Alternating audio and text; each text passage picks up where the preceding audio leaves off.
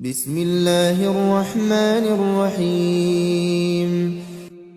الرحمن علم القرآن، خلق الإنسان علمه البيان. الشمس والقمر بحسبان، والنجم والشجر يسجدان. والسماء رفعها ووضع الميزان، ألا تطغوا في الميزان. وأقيموا الوزن بالقسط ولا تخسروا الميزان. والأرض وضعها للأنام، فيها فاكهة والنخل ذات الأكمام. والحب ذو العصف والريحان، فبأي آلاء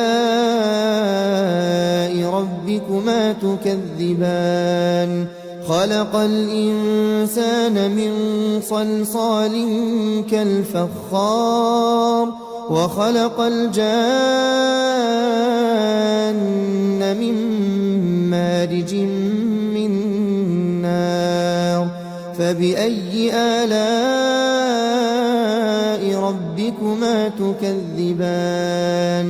رب المشرقين ورب المغربين، فبأي آلاء ربكما تكذبان. مرج البحرين يلتقيان، بينهما برزخ لا يبغيان. فبأي آلاء ربكما تكذبان. يخرج منهما اللؤلؤ والمرجان، فبأي آلاء ربكما تكذبان.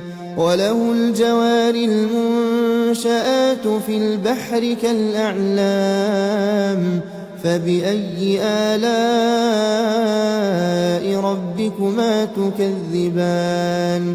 كل من عليها فان، ويبقى وجه ربك ذو الجلال والإكرام.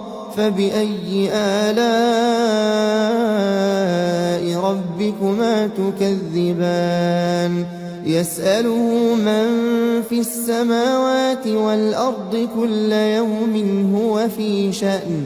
فبأي آلاء ربكما تكذبان. سنفرغ لكم أيها الثقلان. فبأي آلاء ربكما تكذبان. يا معشر الجن والإنس إن استطعتم أن تنفذوا من أقطار السماوات والأرض فانفذوا، لا تنفذون إلا بسلطان. فبأي آلاء ربكما تكذبان. يرسل عليكما شواظ من نار ونحاس فلا تنتصران. فبأي آلاء ربكما تكذبان. فإذا انشقت السماء فكانت وردة كالدهان. فبأي آلاء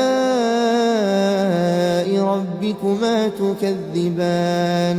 فيومئذ لا يسأل عن ذنبه إنس ولا جان. فبأي آلاء ربكما تكذبان. يعرف المجرمون بسيماهم فيؤخذ بالنواصي والأقدام. فبأي آلاء ربكما تكذبان. هذه جهنم التي يكذب بها المجرمون، يطوفون بينها وبين حميم آن. فبأي آلاء ربكما تكذبان ولمن خاف مقام ربه جنتان فبأي آلاء ربكما تكذبان ذواتا أفنان فبأي آلاء ربكما تكذبان فيهما عينان تجريان فبأي آلاء ربكما تكذبان فيهما من كل فاكهة زوجان فبأي آلاء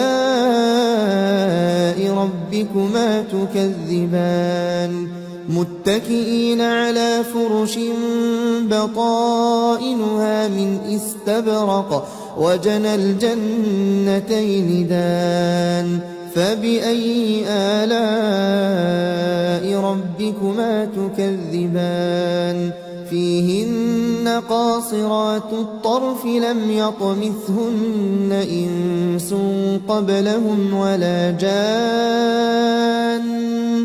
فبأي آلاء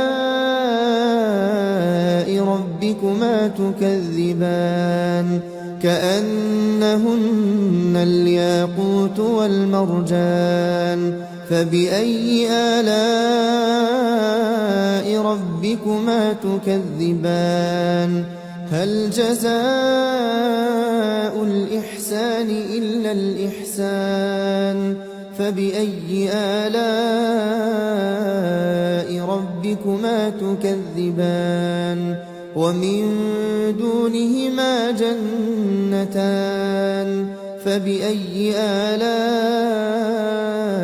ربكما تكذبان مدهامتان فبأي آلاء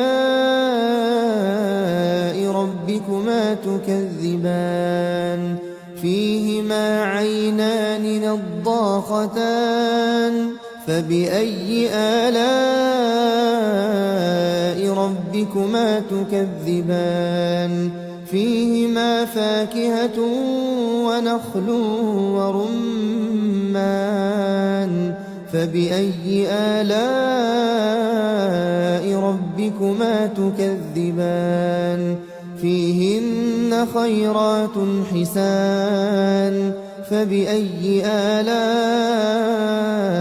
ربكما تكذبان حور مقصورات في الخيام فبأي آلاء ربكما تكذبان لم يطمثهن إنس قبلهم ولا جان فبأي آلاء ربكما تكذبان متكئين على رفرف خضر وعبقري حسان فبأي آلاء ربكما تكذبان تبارك اسم ربك ذي الجلال والإكرام